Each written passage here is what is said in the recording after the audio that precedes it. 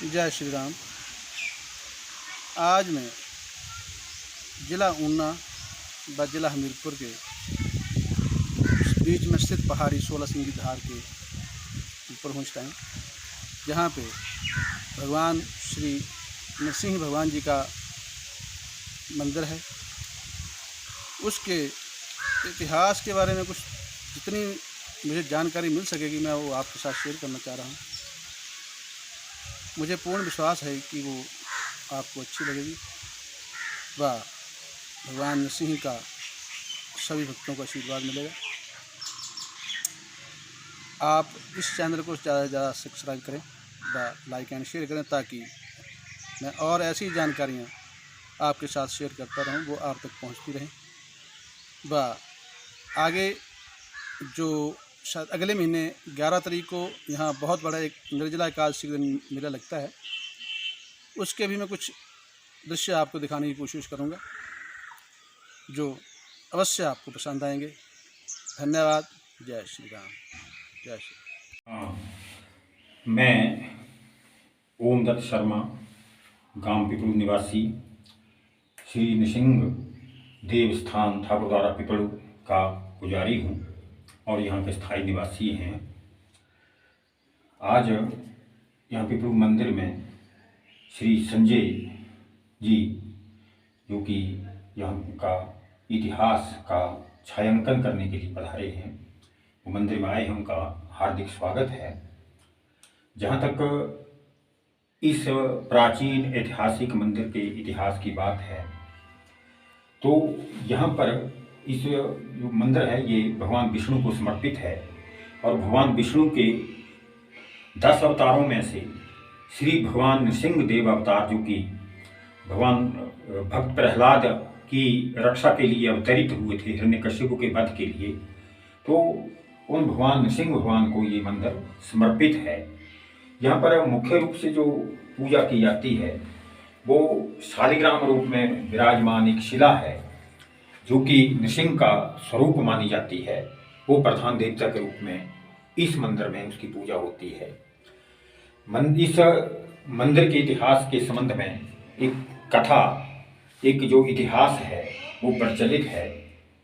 आज से लगभग कोई 350 वर्ष पहले की बात है कि यहाँ ये जो पिपलू गांव है, ये इसका कोई अस्तित्व नहीं था। यहाँ जंगल था, बियाबान जंगल था, और यहाँ पर एक प्राचीन बहुत पुराना पीपल का पेड़ था, जो कि बिल्कुल सूख चुका था और बिल्कुल ढूंढ बन करके रह गया था। तो इस स्थान से नीचे एक हटली गांव है, जो सीधे रास्ते से लगभग 1.5-2 किलोमीटर है और सड़क के रास्ते से 5 किलोमीटर यहाँ से पश्चिम में पड़ता है, बिल्कुल पिपलू गांव के बिल्कुल ठीक नीचे। तो वहाँ पर हटली गांव में एक महेड़ नाम की एक बस्ती है, महेड़।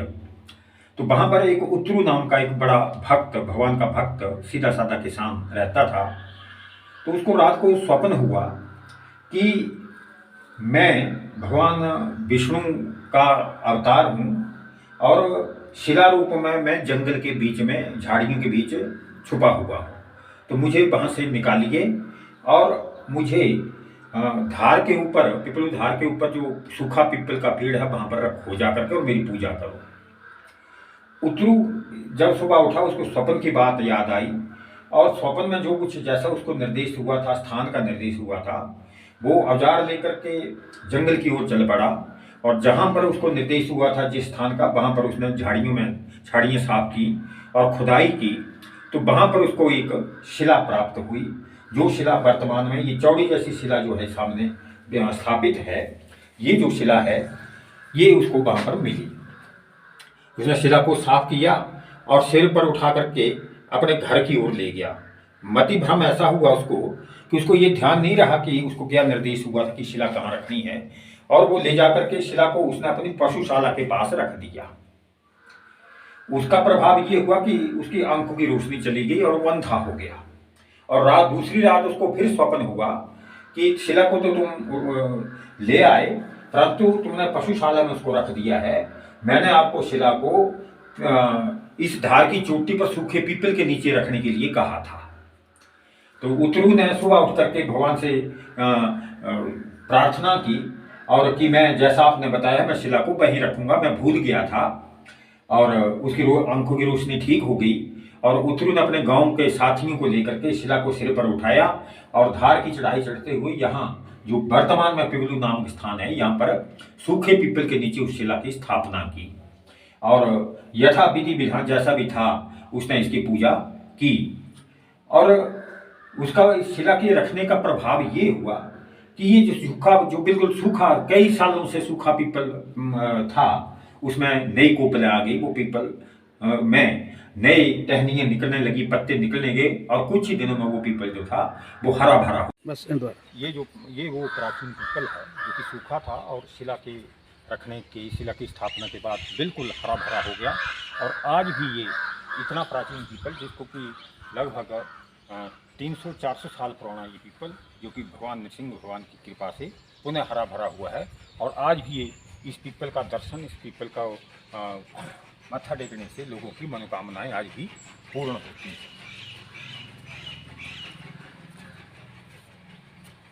और ये पीपल के बिल्कुल साथ में ये हमारे जो शिला है वो यहाँ इस पीपल के नीचे बिल्कुल पास में मंदिर के अंदर स्थापित है। और ये मतलब ये बाहर का हिस्सा है, ये मंदिर ये का बाहर का हिस्सा है पीपल के साथ। हाँ, ये पीपल के साथ प्राचीन मंदिर बना हुआ है। और अब इस मंदिर का जीर्णोद्धार किया जा रहा है, जिसका नया गुंबद जो है वो बनाया जा रहा है। तो जैसे ही ये पीपल हरा भरा हुआ और ये चमत्कार हो गया एक, और इस चमत्कार की बात लोगों में फैलने लगी और लोग यहाँ करके श्रद्धा से मस्तक झुकाने लगे और अपनी मनोकामनाएं यहाँ रखने लगे। और इस पीपल और शिला के प्रभाव से उनकी मनोकामनाएं पूर्ण होने लगी। और इस शिला की और इस स्थान की, इस पीपल की जो महत्व था वो बढ़ता गया और काफ़ी संख्या में लोग यहाँ आकर के मनौतियाँ करने लगे, उनकी मनोकामनाएं पूर्ण होने लगी। इस बात का पता तब जब उस समय के कुटलैंड रियासत के राजा, जिनकी राजधानी रायपुर मैदान में थी, उनको जब इस चमत्कार के बारे में पता चला तो राजा साहब खुद यहाँ पर पधारे और यहाँ पर उन्होंने देखा, पीपल का दर्शन किया, शिला का दर्शन किया। और क्योंकि उसमें ये शिला पीपल के नीचे रखी हुई थी खुले में, और राजा ने, तत्कालीन राजा ने यहाँ मंदिर बनाने का आदेश दिया। और ये जो पुराना मंदिर गुंबद है और ये पुराना मंदिर जो है वो राजा ने यहाँ बनवाया। और यहाँ पर उतरू जो जिसको कि ये शिला प्राप्त हुई थी, उसको ये सपने में फिर निर्देश हुआ कि मेरी स्थापना तो हो गई है, लेकिन प्रतिदिन विधि विधान से पूजा नहीं हो रही है, इसलिए तुम पूजा करने के लिए यहाँ किसी ब्राह्मण परिवार को लेकर के आओ, क्योंकि ये घना जंगल था और यहाँ कोई आसपास में बस्ती नहीं थी। और जो उतरू था जी, वो पैसे किस परिवार? हाँ, उतरू जो था वो हटली महेड़ में, हटली गांव में, महेड़ जो गांव है हटली में, वहाँ का वो निवासी था और वो राजपूत परिवार से संबंधित थे। और आज भी उनके वंशज जो हैं वो हैं। और यहाँ जब मेला शुरू होता तो मेले से पहले आकर के झंडा उन्हीं के हाथों से यहाँ पर आज भी चढ़ता है। ये परंपरा आज भी कायम है। तो उतरू को कहा गया कि बाग शीतला, जो कि धनेटा के पास गांव है, ब्राह्मणों का गांव है, वहाँ सरोज परिवार रहते हैं, सरोज ब्राह्मण उपाध्याय रहते हैं, उनको तुम पूजा के लिए यहाँ लेकर के आओ।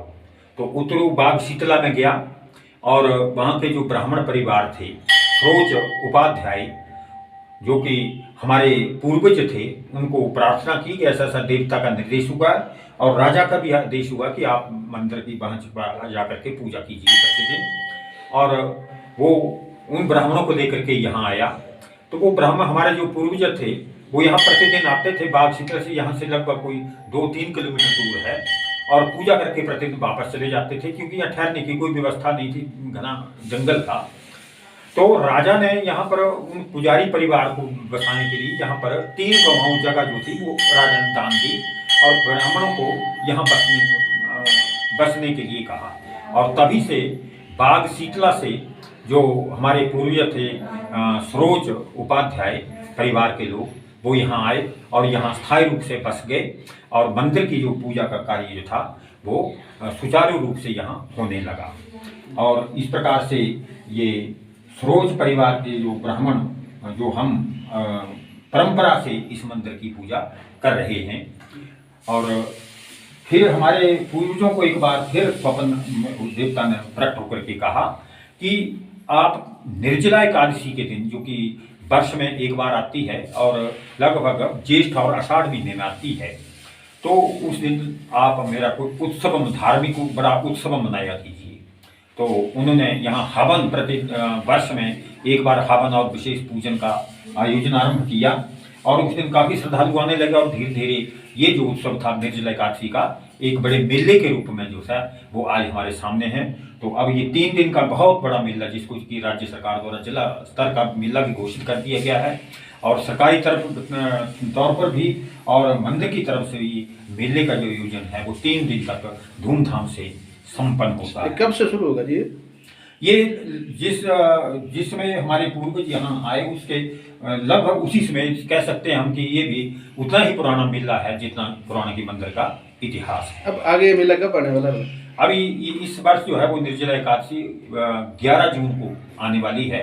तो निर्जला एकादशी से पिछले दिन जो है मेले का भव्य शुभारंभ होता है, जिसमें हवन पूजन के साथ देवता का विशेष पूजन किया जाता है, झंडा रस्म होती है और इसके साथ ही सांस्कृतिक कार्यक्रमों की शुरुआत होती है।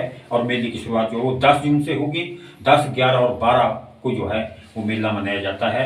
निर्जला एकादशी 11 जून को विशेष बड़ा मेला होता है जिसको हम कहते हैं, और 12 जून को जो वो बड़ा भारी भंडारा यहाँ पर आयोजित किया जाता है, जिसमें हजारों श्रद्धालु जो हैं वो भाग लेते हैं।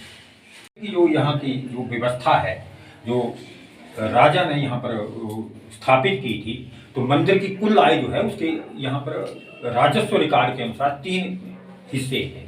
उनमें एक हिस्सा जो है वो धर्मार्थ रखा जाता है और धर्मार्थ हिस्से के अंतर्गत यहाँ पर मंदिर की सारी व्यवस्था, पूजा व्यवस्था और अब यहाँ श्रद्धालुओं की सुविधा के लिए लंगर की प्रतिदिन की व्यवस्था, ठहरने की व्यवस्था और पानी की व्यवस्था, इस तरह की सारी मंदिर की व्यवस्थाएं जो हैं वो की जाती हैं। एक हिस्सा जो है वो पुजारियों को पूजा के लिए मिलता है और एक हिस्सा जो है वो मंदिर के जो उतरू जो परिवार था, जो कि शिला को लेकर के यहाँ आए थे, उनको मिलता था।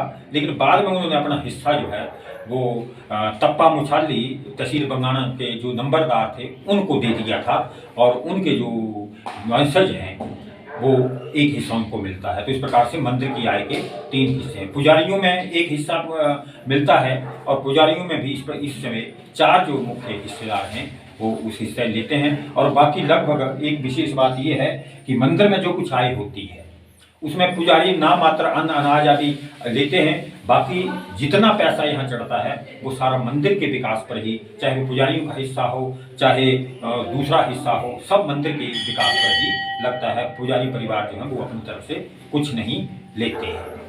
तो इस प्रकार से ये मंदिर की व्यवस्था है।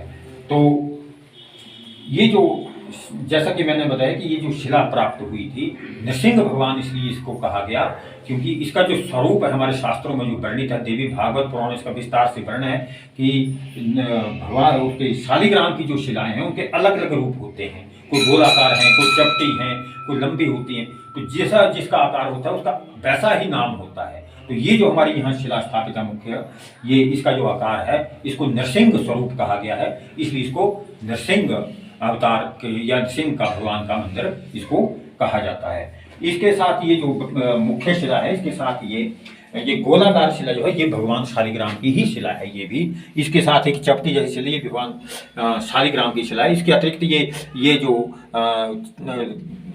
पीतल के पीढ़े हैं इनमें भी छोटे छोटे बहुत सारे शालिग्रामों की स्थापना यहाँ है। शिवलिंग भी यहाँ स्थापित, जो कि प्राकृतिक शिवलिंग यहाँ स्थापित हैं। तो लेकिन मुख्य रूप से ये मंदिर जो है वो भगवान विष्णु अर्थात शालिग्राम जी को समर्पित है और भगवान विष्णु के नृसिंह अवतार को समर्पित है। इसलिए भगवान नृसिंह देव स्थान ठाकुर द्वारा पिपलू इसको कहा जाता है। नृसिंह भगवान की जय। तो मंदिर का जो इतिहास है और इस स्थान का जो महत्व है, इसका पूरा इतिहास, इसका महत्व, इसके पूरी जानकारी जो है, इसके लिए मैंने ये पुस्तक एक छोटी सी निकाली है जिसका नाम ठाकुर द्वारा श्री नृसिंह देव मंदिर ठाकुर द्वारा पिपलू का इतिहास है। और इसमें इस स्थान की संपूर्ण जानकारी है और इसके साथ साथ आसपास के जो स्थान हैं उनकी संपूर्ण जानकारी जो है वो इस पुस्तक में मिल सकती है। तो जिनको इतिहास इस स्थान का जानने की इच्छा हो या इच्छुक हों, वो ये पुस्तक जो है वो स्थानीय रूप से यहाँ उपलब्ध है, वो ले सकते हैं।